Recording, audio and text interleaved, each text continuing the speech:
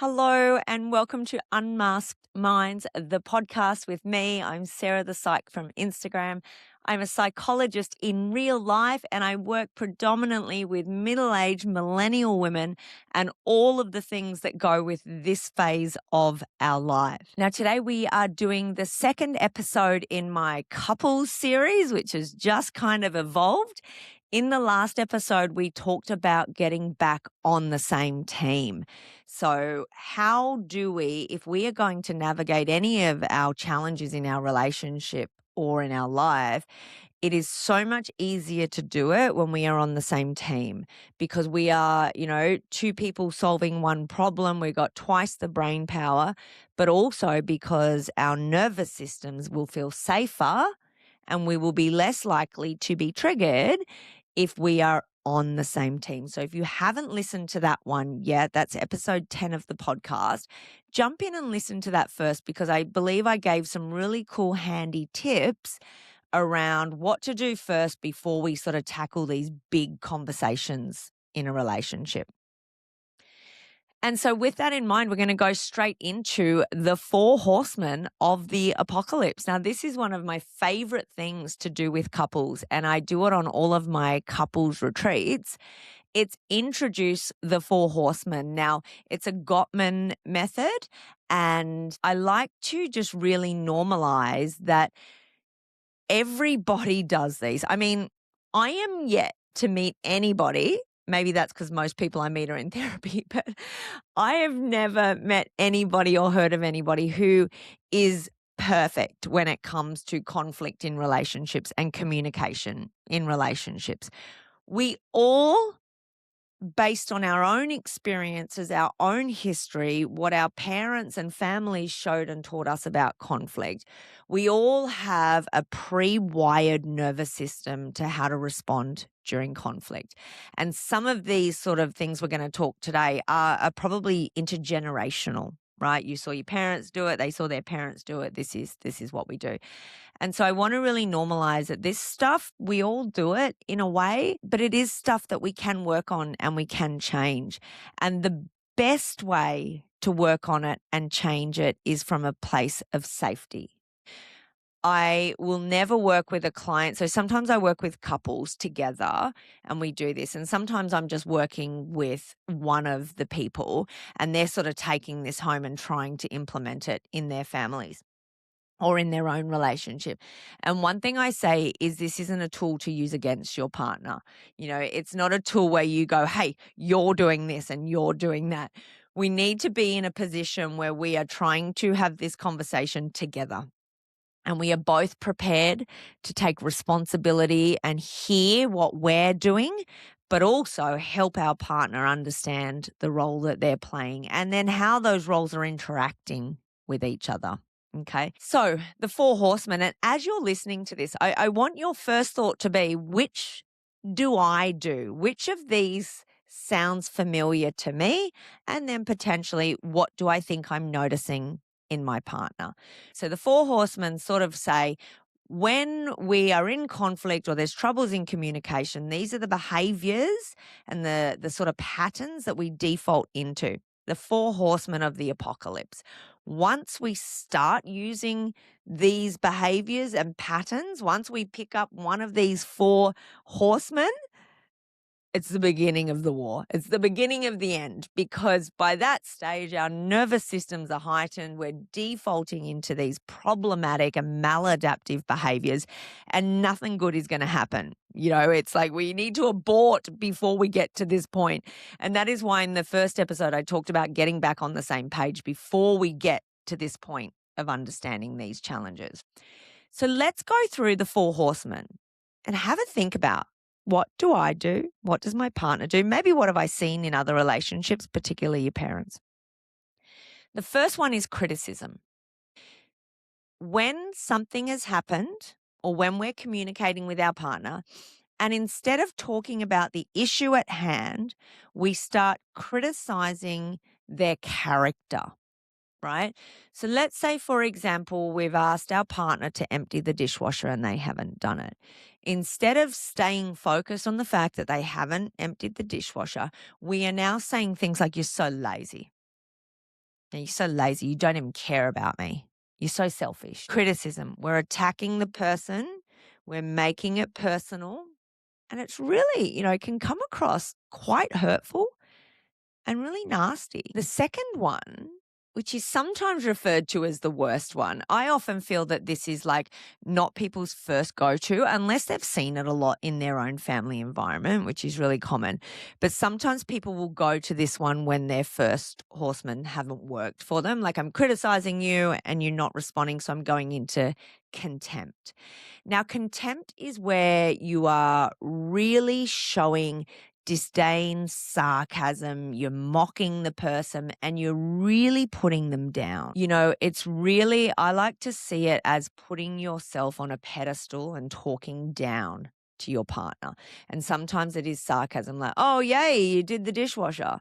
Sometimes it's really passive aggressive, like, of course you didn't do that. Don't worry, I'll do that because you don't do anything to help out around here. Contempt doesn't always have to be shown through words. It's also our body language. It's rolling your eyes when your partner talks. It's turning away from them while they're talking, or, just it can come across as a whole body response to what they're doing, which really is saying, like, you're less than me at the moment. I know better and I'm putting you down. The third one is defensiveness, which is really where we're making excuses and turning it around. Let's say I said to my partner, oh, you haven't unloaded the dishwasher. And they're like, well, what have you done? You haven't unloaded it either. You don't know that I've had such a bad day. You didn't ask how my day was.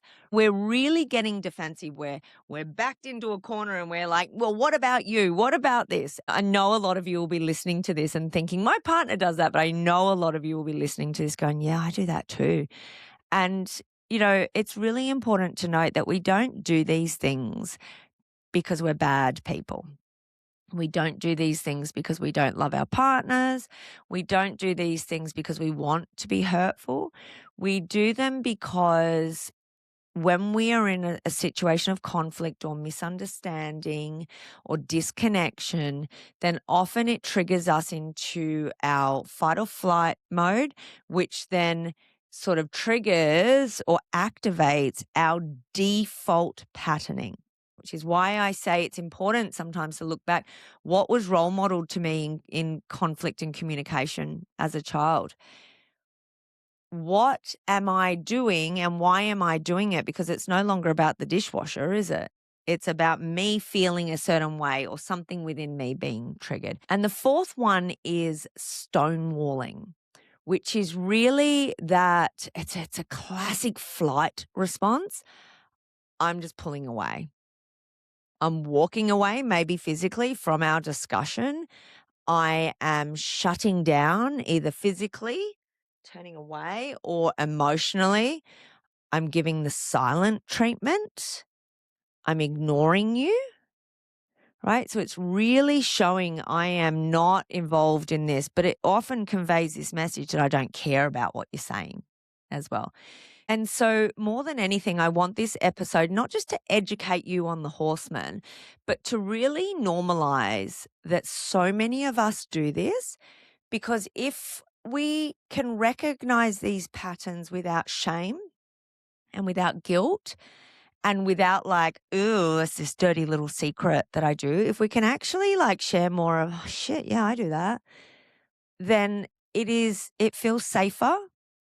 And it feels easier to either do the work or access the work, right? What I mean by that is so often we've spent so much time, effort, and energy learning how we would like to respond. So really cognitively focusing on, this is what I want to do. This is how I want to behave as a partner. This is what I want to do in conflict. This is what aligns to my values. But in the moment, because it feels so unsafe, we get triggered and we're in fight or flight mode, and then we can't access that information. So we default back into what we've always done or what we've always known. And I believe that if we can normalize this and sort of talk more about it, yeah, I do that. And I'm still a great person and a loving wife, but I sometimes do that. Then it makes it easier for us to say, all right, well, you know what? I can also work on that. So I'm going to share an example with my husband and I, which I've shared a couple of times before in various talks. And I get a lot of feedback that this is really useful. And I'm going to be really vulnerable when I do this because, sometimes there is a bit of a feeling or expectation that psychologists who teach this stuff should never get it wrong. And I'll be honest, I get it wrong a lot of the time. I don't know if wrong's the right word. But yeah, sometimes I default back into old patterns that I'm trying to rewire. And most of the time I rewire them really well, but sometimes I don't.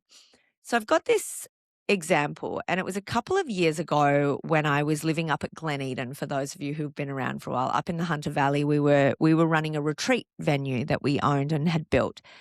And on a Sunday morning, all of the guests would check out of the retreat venue. We had, dams and property and all of that. And then Rob would go out and shut down the sauna and the spa and let out the animals and all that kind of thing after the guests had left.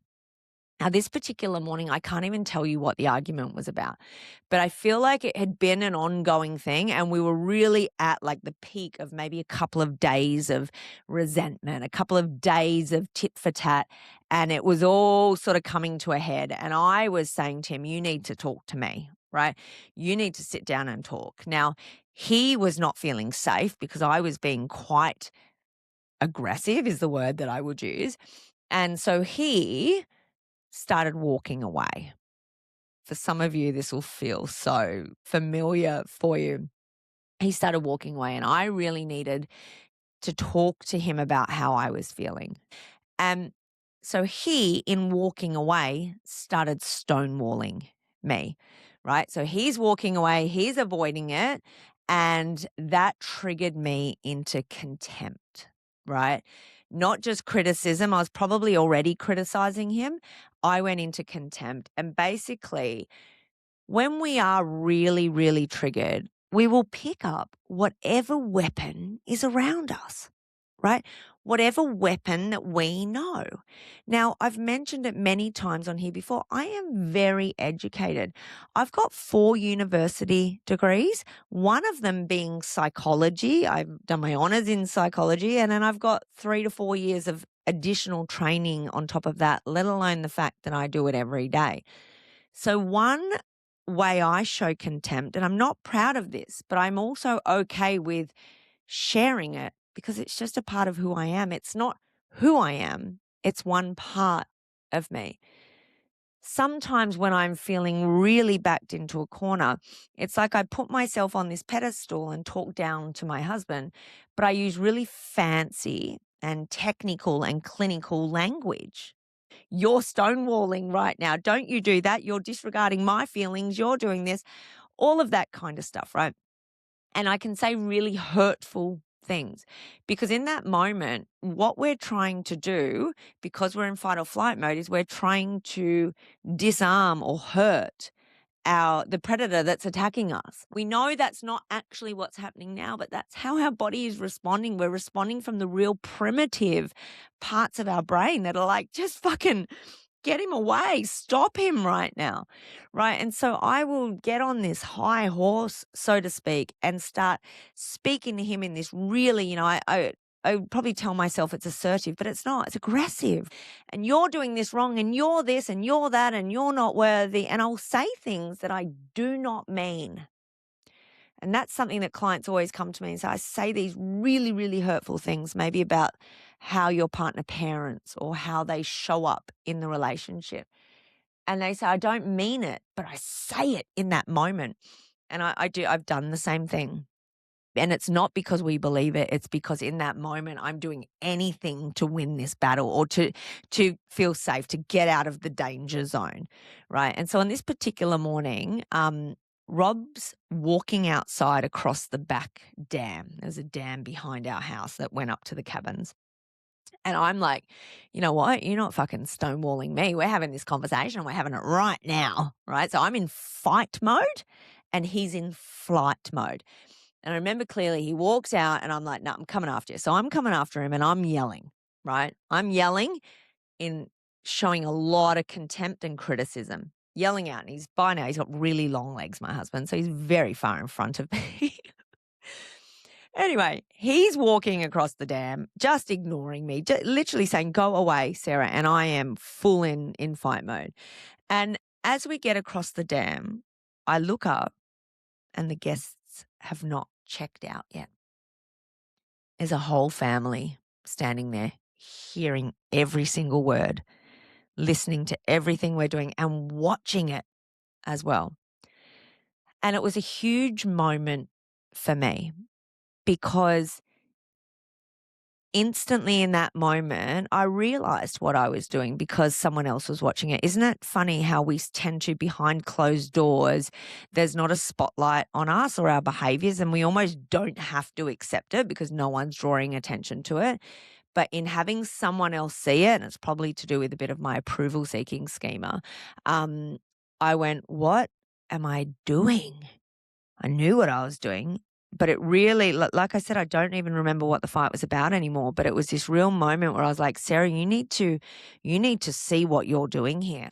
Because in that moment, my husband felt unsafe, that he needed to escape from me, and I just followed him.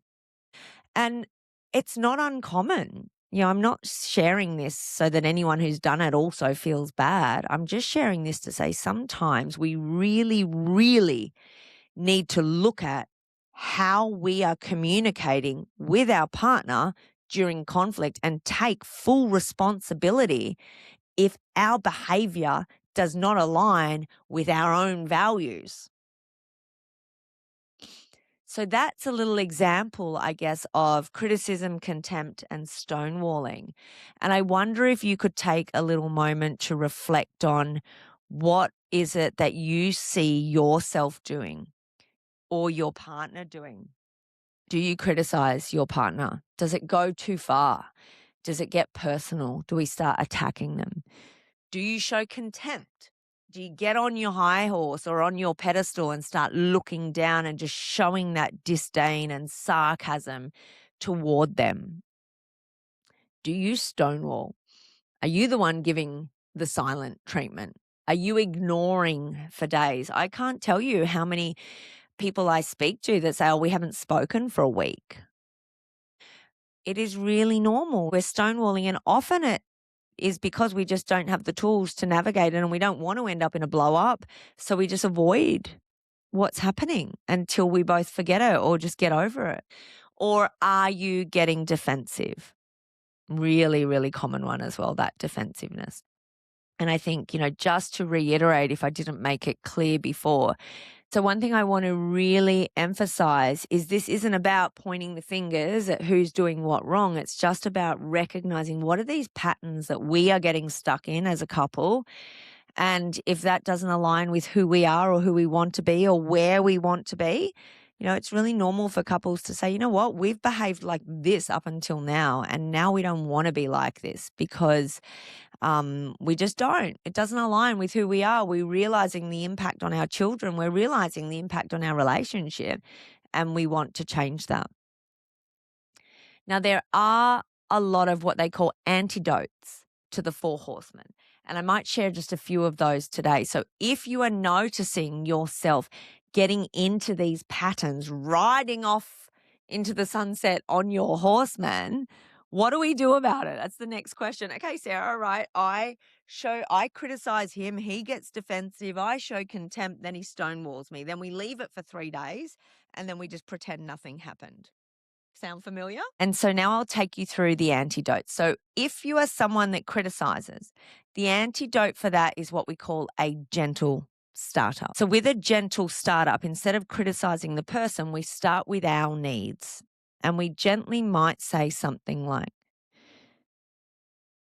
"When you didn't empty the dishwasher, I feel like you really don't see me and didn't hear me, and that you don't, it wasn't about the dishwasher. I just really needed some support today. And when you didn't do that, I just really felt unsupported." So instead of saying, "You lazy, you don't give a shit about me," we're saying, "Hey, I feel." Because people can't say that you feel wrong. They might say, "Well, that's not what I wanted. That's not what I meant. I was just too busy." And you can say, "I see that, but I want you to know how that makes me feel." Right? So gentle startup in response to the criticism. When it comes to contempt, the antidote for that is to show respect rather than contempt. And this kind of has to be a commitment. It doesn't always just happen in the moment. But it's, back to last episode where we talked about being on the same team. How often are you actually saying to your partner, hey, I really appreciate you. I really appreciate everything you do. I appreciate those quirky little things that you do that you think are helping that I don't think are very helpful, but I appreciate that you're trying. And if we can show more appreciation and respect and build a culture within the relationship of appreciation and respect, then that is an antidote to showing the contempt, right? It is the opposite to what we're doing. So how do we, if you notice that your pattern or your cycle is contempt, how do we build this culture within the relationship of more appreciation, gratitude, and respect? Now, defensiveness. The antidote for defensiveness is taking responsibility. And often when I say that, people will say, but they stuffed up. They're the one that didn't do the dishwasher, for example. And it's not about taking responsibility for the entire situation. It's taking responsibility for the parts that you played a role in. If I think of an example on the spot with the dishwasher, it might be saying, hey, I'm sorry I didn't tell you that was so important to me. I'm sorry I didn't tell you that if you didn't do the dishwasher, I was going to, it was more about support that I needed. I should have told you that I'd had a really bad day and I just needed you to show me some support and trusted that you could have done that, instead of almost setting this test for you that if you don't do the dishwasher, then that proves to me that you don't love me and don't support me. How do we take responsibility for the parts that we played, right? And often you'll find that if we start taking responsibility rather than getting defensive, then our partner will feel safe to do the same. And often it plays out like, let's say after an argument where there's a bit of defensive. Well, you started it. You spoke to me like that first. You did this, you did that. What if we approach that with, hey, I'm sorry I spoke to you like that after you didn't do the dishwasher, right? I'm not apologizing that you didn't do the dishwasher. I'm not letting you off the hook that you didn't do the dishwasher. I'm not avoiding an important conversation that we need to have. But I am apologizing for that part where I criticized you because of that. I went too far and I'm really sorry about that. But let's have a chat about what happened. So taking responsibility for when you know that you go too far. How often do we go too far and we yell and we scream or we criticize or we do something and then we know deep down that we've gone too far or we've done something that we are not okay with ourselves, but then out of principle, because they haven't apologized or because they haven't done something, taken responsibility, we don't take responsibility ourselves, right? Go first.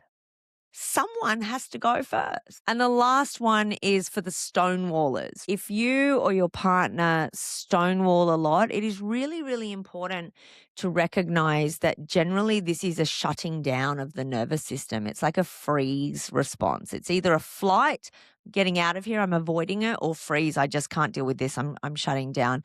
And it is really, really important in those moments when you're stonewalling to give yourself the space to get back online, to get back into safety with your nervous system. Okay. So, it's often I look at what Rob does and he will walk away, and it's actually the smartest thing to be doing is walking away, giving me the space to cool down and giving him the space to cool down and just diffusing the situation altogether. But the problem is if he's walking away and not communicating what he's doing, it's triggering abandonment wounds within me. So if you are stonewalling, how do you take the time to soothe yourself first? And sometimes a much safer way of doing it, safer for the relationship, is to say, honey, I'm really upset about this. I'm dysregulated.